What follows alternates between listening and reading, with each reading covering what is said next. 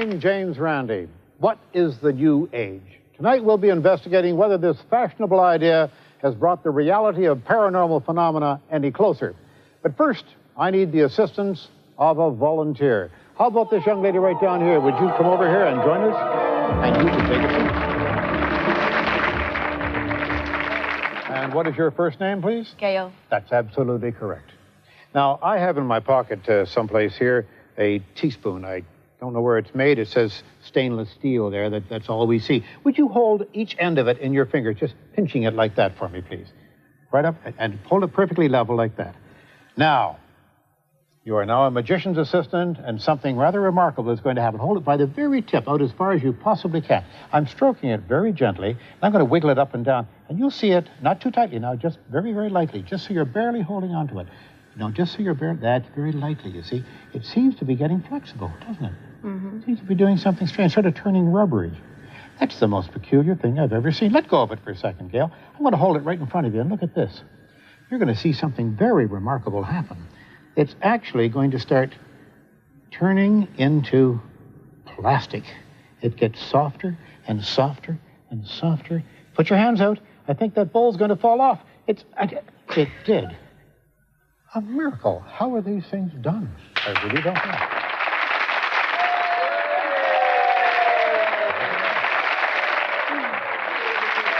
Well, what you've just witnessed was pure make-believe, a conjuring trick utilizing a very simple physical principle.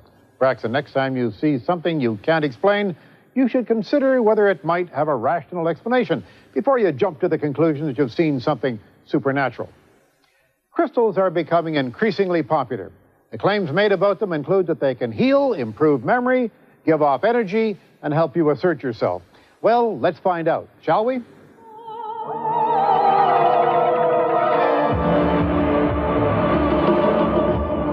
Ladies and gentlemen, please welcome our first guest, Britain's best-known crystal healer, Susie Holbitch. Now, Susie, I understand that you believe crystals have considerable power. I do. Yes, I do. And you've agreed tonight to demonstrate crystal power through what is known as applied kinesiology. That's right. Well, ladies and gentlemen, to assist with this demonstration, we have with us actress and journalist Fiona Richmond. Tell me, Fiona, what about you? Do you believe in crystal power? I don't really know very much about it, but I'm willing to have a go at anything that's going to help me. Very good. Well, first, Susie is going to demonstrate the power of crystals by testing Fiona's strength while she's holding the crystal. This is applied kinesiology. That's right, yes. You can test it for allergies and all sorts of things. Muscle testing. Well, earlier today, Susie decided this particular crystal that you're holding there is good for Fiona, right? Now, could you demonstrate for us, please, just how you decided that and do the little test? Well, I went through crystals and the ones that I've got with me, and that seemed to be the right one. So first of all, I'd like to muscle test Fiona with her normal sort of strength. And to do this, I'll ask her to put her arm up, straight out. Straight. Okay. Yep. And I'm going to just test it. Okay. You can feel that. I mean, there's no it's just push going down. So just hold that in the other hand. Do I hold it tight? Just hold it. Okay. Let your body attune to it for a moment or two. Feels hard. All right. And then put your arm up again. Okay.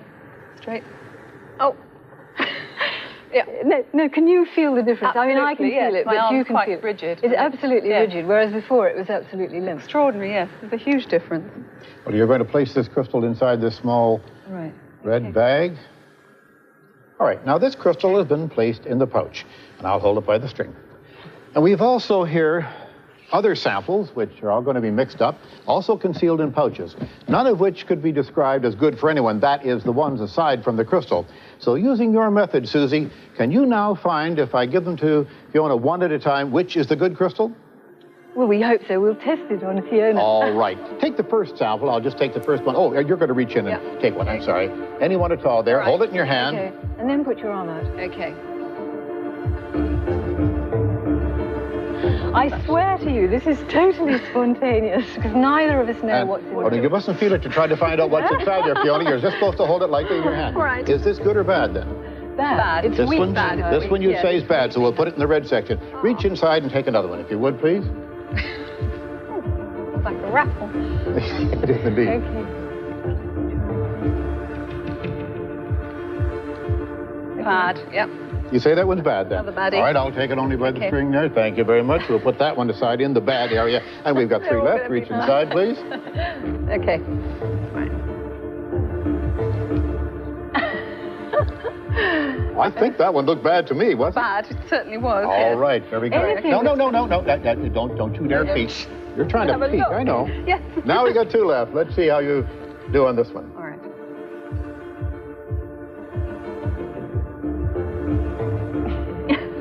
That should be it.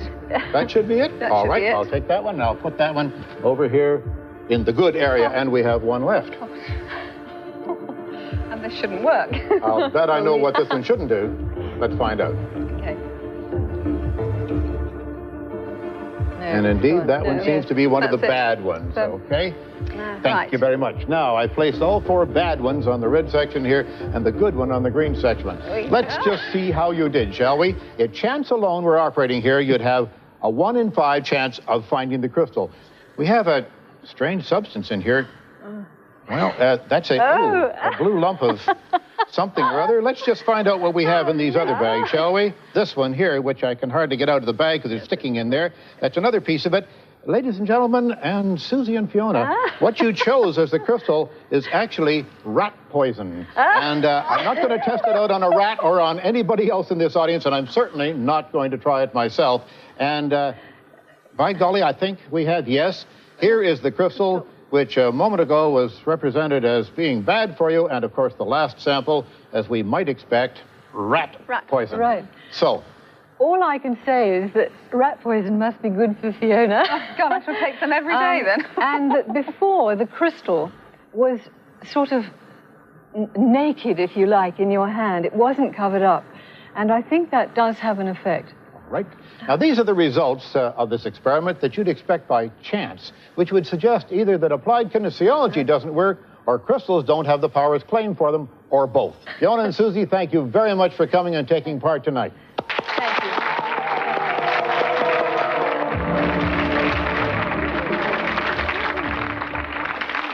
Next, thought transference. We visited the privately funded Metaphysical and Psychic Research Center in Berkshire, whose principal, Norman Knight, has been involved in psychic research for over 30 years. The center was founded in 1973. It was founded because we found that there was a lot wanting as far as psychic and spiritual healing was concerned. And this is why we involved ourselves with research and investigation into this phenomenon. The ultimate goal, of course, is to bring some tangible substance to this intangible subject. Most of this equipment here came through times when I was in deep contemplation. This particular object is our table that we levitate, and it moves around the room, under certain circumstances, of course.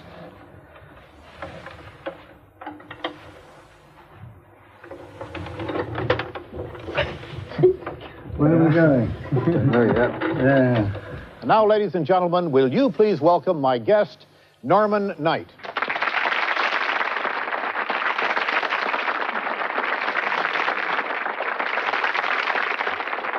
Norman, you've brought along a very interesting piece of equipment here. You say it can be used as a lie detector, but further than that, you say it can also in some way detect thought.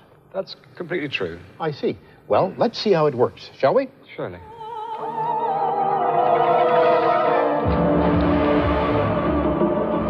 We have on the top here a dial which is recording microvolts. And at the moment, this particular person, my friend here, is producing 1 microvolt. During the course of thought transmission, this particular pointer moves across the dial. But I've got to set it first to his metabolism. Hopefully, what I want to try to prove is that thoughts can be transmitted from one person to another. And detected by this machine. And it's detected by this machine. I see. Well, this machine has its own internal power supply, and it's connected to your colleague, Mr. Ron Turner. Are you connected, Ron? I am, thank you. I'm glad to know a man who feels well connected. Norman, would you please tune the machine for us now? Surely. Right, we're somewhere near ready now. So, Norman, I understand that this also involves your wife, Norma, who is in our audience. And I understand that Norma is going to send pleasant thoughts over to Ron, and that the machine will pick up the thoughts as Ron receives them. Is that correct? That's correct, but I would say at this point it's not pleasant thoughts, it's healing thoughts. Ah, I see. All right, I stand corrected. Now, Ron, how can we tell when you are receiving Norma's thoughts? How will that be evident? It'll be evident because the dial will show a rise, and also there will be a rise in the sound. I'll signal you like this. Okay, that's the official signal. And you will signal Norma to start sending thoughts. Okay, Norman? That's quite all right, but one other thing. Before we do that, what I'd like other people to do is not think or try to send thoughts to the sitter here, if that is possible. Okay. Because they can interfere with the transmissions. Very good. Can I readjust? Because I think you'd better, yes, if you want to. Right. All right, Norman, let's try it again. Now.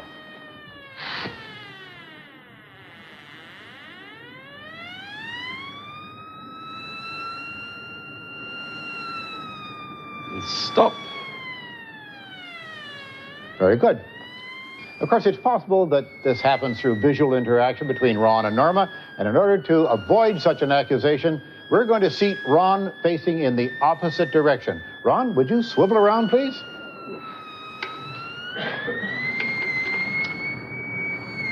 And now I'll signal when Norma is to start sending her thoughts. I will give the same signal. Count about 7. Sometime within the next few seconds or so, and under these conditions, we'll see what happens, all right?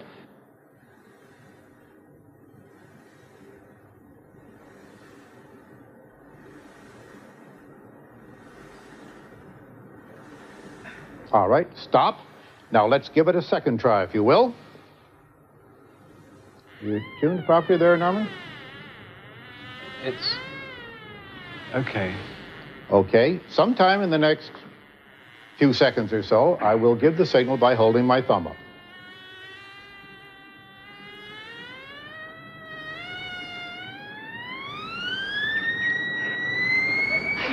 She's already started. I can't stop it. I guess we're having a hard time stopping it, Norman, or can you readjust it? No. He's received it, you see, and it's in his energy form now. Norma, will you stop?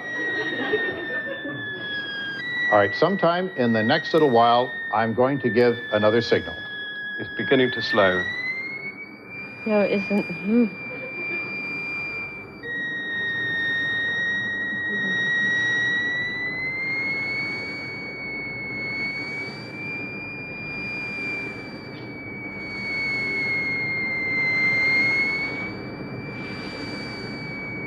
Okay, Norma, would you stop the signal, please? Well, under these conditions, there doesn't seem to be a correlation that I can see. Perhaps Norma failed once and perhaps succeeded once, but I think it's very hard to tell. Sending thoughts with the box reacting, maybe it's been shown and maybe it hasn't. I can't make up my mind. Perhaps Ron was reacting to a visual signal rather than thought messages in the first part of the demonstration.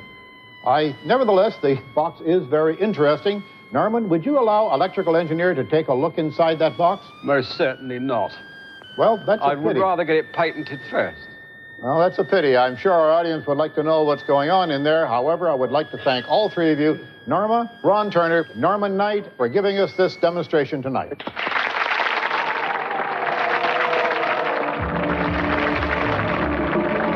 Is the so-called New Age about personal development or just about making money?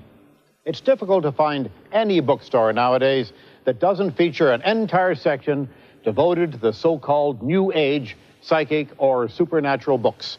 Volumes on the mystical qualities of crystals alone will often occupy several shelves all by themselves, yet you'd be hard-pressed to find a book in there that questions these beliefs.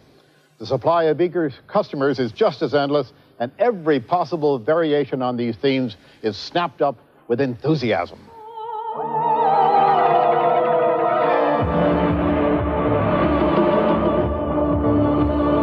We have some distinguished guests present here tonight, and Hazel Raven is the owner of the Manchester Crystal Shop. Tell me, how long have you been running this shop? I started the shop in January. I see. And how's business been so far? There's a lot of interest. A lot of interest, and customers, I hope. We get a varied kind of customer, yes, ages from 2 years to 90. All the way. Well, that's a good age range then. And Wendy Grossman is with us tonight. Wendy, what do you think of the New Age? It seems to me to be a rejection of science. A lot of the things I heard when I was watching things happening in the States were that it didn't matter if something was true. What mattered was whether it worked for you. And the thing is, you know, if you went to buy a washing machine and somebody said, meditate over this for an hour a day, and maybe it'll work on Saturdays, you'd probably want to think twice about it, especially when you were told that if it didn't work, it meant you weren't meditating hard. Sue Blackmore, what's the attraction to all this New Age stuff? What do you think? Oh, I think there are lots of attractions. One of them is the whole attraction of secrets and mystery. You can, by buying one book or a couple of crystals or whatever, be in touch with some secret which, without having to do a degree in physics, you can apparently understand things which scientists reject, which puts you in command of something which society as a whole seems to reject. People love that. Susan, you're a psychologist, not an economist, but do you think these people are getting value for their money? In a way they are, if it can help them in their lives to feel better and more confident. But quite a lot of the time they're being seriously misled. And it very much worries me that the New Age is a mixture of genuinely helpful things and completely misleading rubbish. And I think it would be nice if we could sort out one from the other. I must thank all of you for coming along today, and thank you for your comments. And now our last test is aura reading. The aura is said to be a spiritual light that surrounds the body. Some say they have photographed such things, others claim they can see them. Now, I'd like to give you a glimpse behind this screen where our volunteers are preparing for the next test.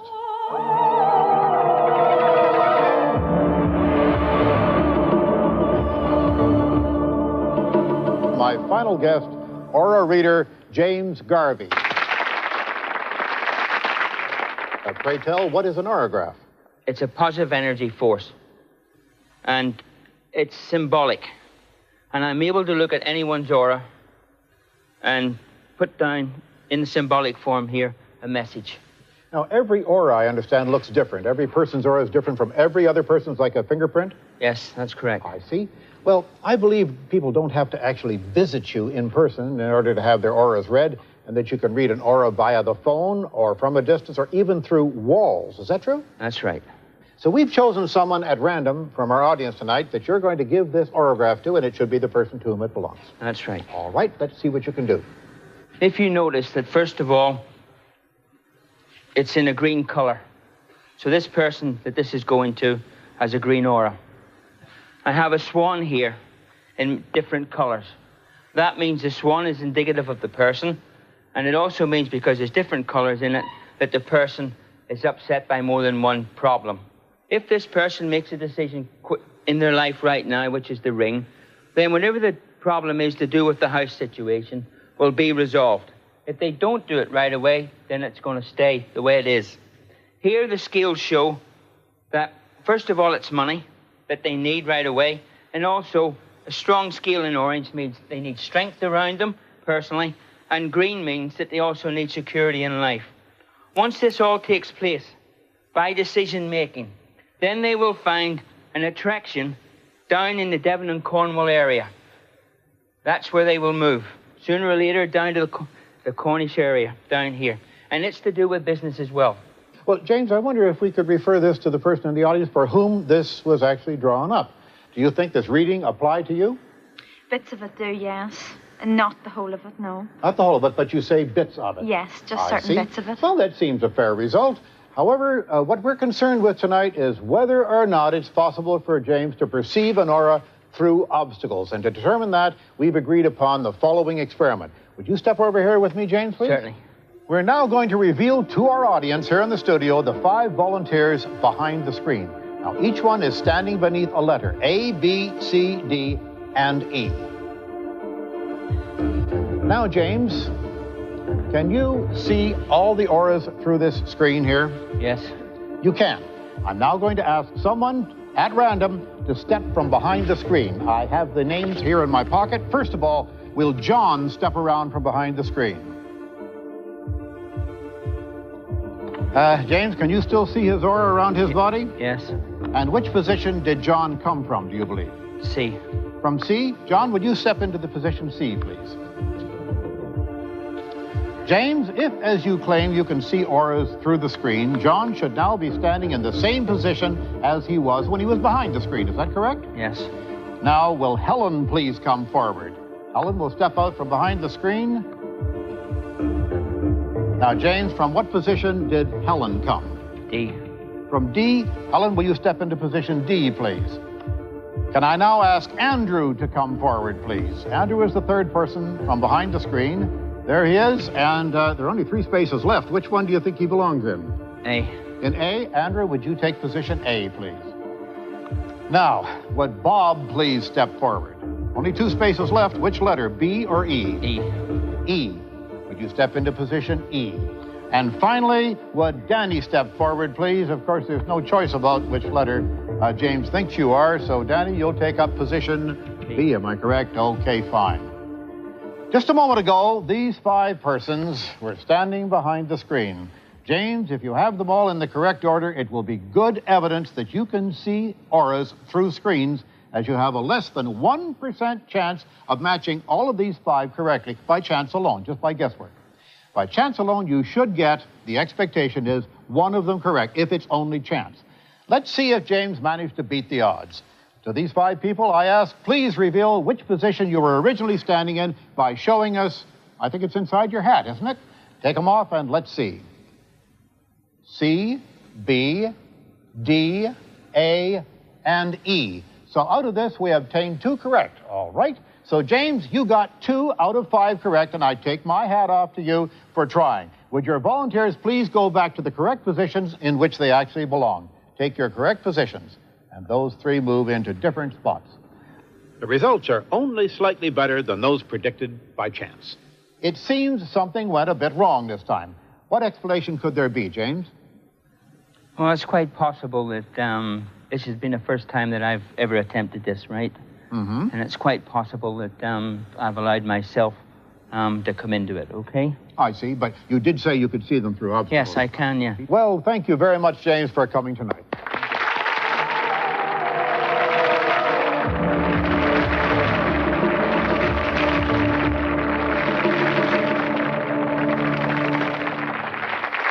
Ladies and gentlemen, we give you the evidence. You make up your own minds. I'm James Randi. Good night.